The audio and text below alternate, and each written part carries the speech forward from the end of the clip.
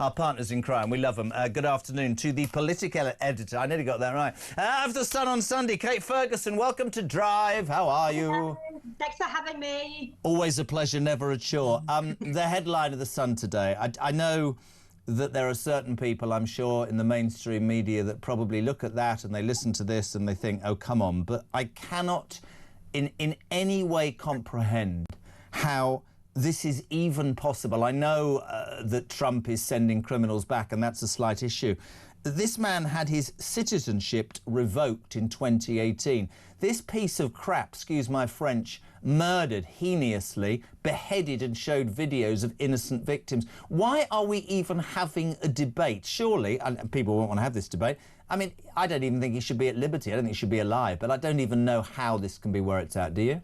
Yeah, it's an astonishing story, this. I mean, I think we all remember those years where it felt like each day we were seeing footage on the news of ISIS taking more prisoners in those orange jumpsuits. Yeah. And these are the Jihadi Beatles, those famous Brits who held these people prisoners and beheaded them and uploaded videos on YouTube. It's unbelievable. It's the most sickening, barbaric, medieval crime. And now we hear that one of those so-called Beatles wants to come back to Britain to be housed in a prison here. Wants to. So, why would he even be given any choice in the matter?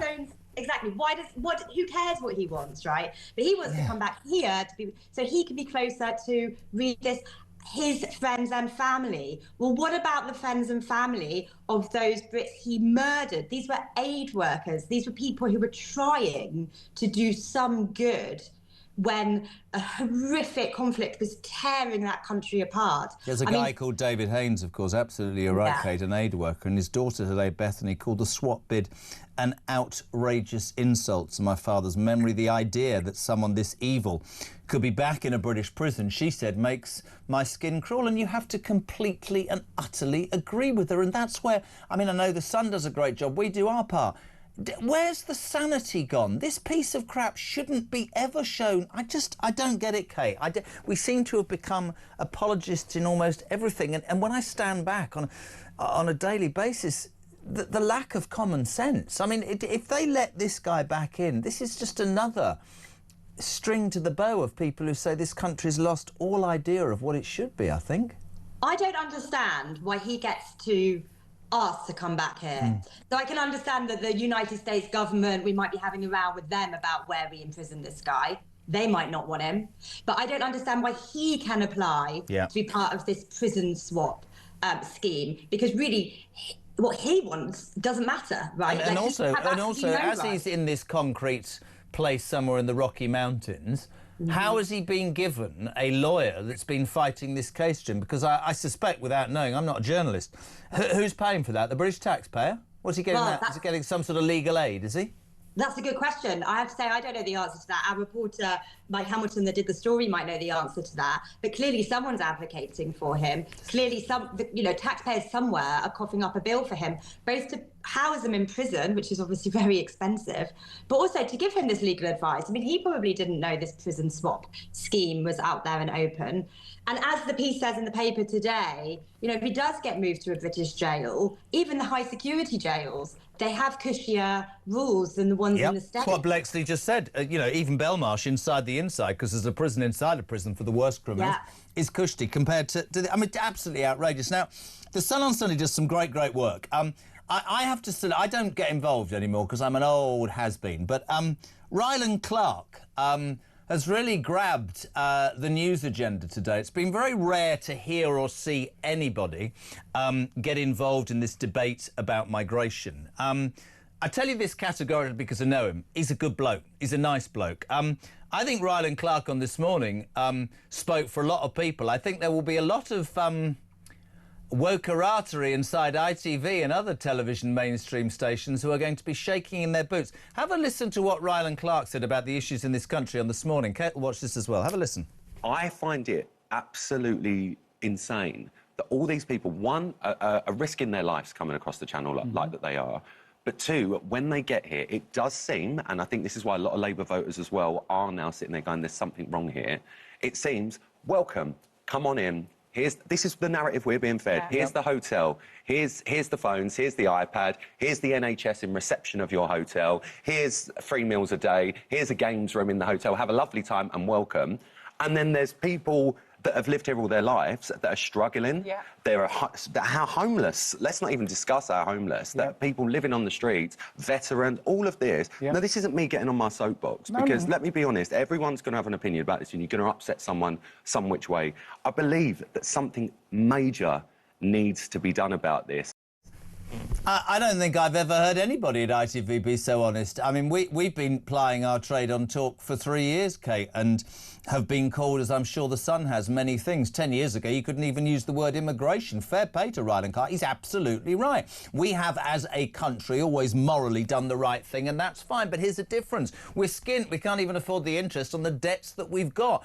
And when your ideology or the way you treat people is impacting on your indigenous population. I know people hate that phrase, but it's a fact. When the public services, when the legalities, the police, all those things are not serving the people, but they're serving illegal entries infinitely better, that's when the government has a problem, when the silent majority's voice begins to be heard. I salute Rylan Clark. I think he's absolutely spot on, don't you? Yeah, I mean, what Rylan did there, I think, is speak for a massive proportion of the country. And that he's saying it on, I mean, this is ITV's This Morning, right? The kind of staple of breakfast TV, that kind of mid-morning breakfast TV for years. This is well and truly your kind of mainstream, right? No one can suggest this is an opinion on the fringes. And I'll give you this as an exclusive. That will have gone down like a cold cup of sick upstairs at ITV, because there is more... There's huge wokeness in that, and many news organisations, and I understand that. There are many people in mainstream news and television stations who would think that what he said today is outrageous. I'll be very interested to see what I was going to say this to you actually, what the kickback will be, because I undoubtedly believe, as you do, he'd have public support on his side. I think he will have public support on his side, and that segment is the kind of, that's the let's catch up on the headlines, knock them about. It's an opinion segment. So he would have been allowed, I would have thought, to air his opinion there. I know other presenters have on other topics. So I don't think it would be so much a kind of broadcasting impartiality kind of issue. But I was going to say, I just think that we're reaching a point now where the public mood has really shifted. We've seen story after story of immigration tribunals and those judges let people stay here even though they have criminal records. There is a feeling that that ECHR is now being misused. Yep. Now, that's not just a feeling in a few newspapers. Jack Straw, David Blunkett, even huge Labour names from the past. Former Home Secretaries who themselves grappled with this. Not quite as big an issue in Labour's early days, in New Labour's early days, but they themselves grappled with this in government. It's clear, isn't it, that public support and a lot of political buy-in for these kind of legal conventions, it's gone, it's over. And I want to say one thing about, which Rylan also pointed out when he was giving that spiel on This Morning, which is there is support in this country often for fair and legal migration. I think about how we threw our arms open for the Homes for Ukrainian scheme. Absolutely. And I think there was 100,000. But I mean, you've absolutely hit the nail upon the head, and it's something I go on. I mean, I talk about this almost every day. I absolutely get that we have always done the right thing, but we've done it, and we've repeatedly done it, when times were different. I think when your population is struggling, people will throw at me all the time. They'll say, okay, yeah, but these poor people are coming from a war-torn country. No, they're coming from a beach in France where they get a 10. The truth of the matter is I can't have young men who apparently are escaping war-torn regions coming and leaving their wife and kids, because if I was in a war-torn region, I'd bring my wife and kids with me. Predominantly, these are young men who come here because they know that we are a soft touch and the pull is far greater than any other country. I think that's been ignored. It's let go until the population can't see a doctor, can't see a dentist, can't get a crime recorded by the police. 280,000 today. A man at Times Radio has 6 people arrive at his door because on a WhatsApp group he said, I don't approve of the English teacher in our junior school. That's a hate crime, and yet people can stand on stage at Glastonbury and say death to the Jews. There's no balance anymore, and I think the British people, personally, are at the point where they go, I'm at the back of the queue and I've lived my life correctly. I've never broken the law. I've never had a handout. I pay all my taxes. And I think that is the point that we're at. And I think the government, whatever its colour, I think they really need to take notice of the British people. And I think Rylan spoke for everybody. I thought it was brilliant today, didn't you? Yeah, I mean, I do agree that I think is at a breaking point. It's about people think that their public services are falling over, can't get a doctor's appointment, can't get a dentist appointment, can't get social housing. But it comes down to that thing I was going to say, which is fairness, playing by the rules. Like any government, whatever political colour, has to try and restore order to our borders, because no state in the modern world can allow a situation where thousands and thousands and thousands of people arriving on dinghies just goes, either goes unchallenged, or when they're here, absolutely. Surely, asylum. Surely the number one task, responsibility of a government is to protect its own people, be it by the police or its borders. Kate, I could talk to you all day. I so appreciate your time on a Thursday afternoon. The excellent sun on Sunday. Well, strangely enough, we'll be back on Sunday. Kate Ferguson, political editor there. Thank you very much.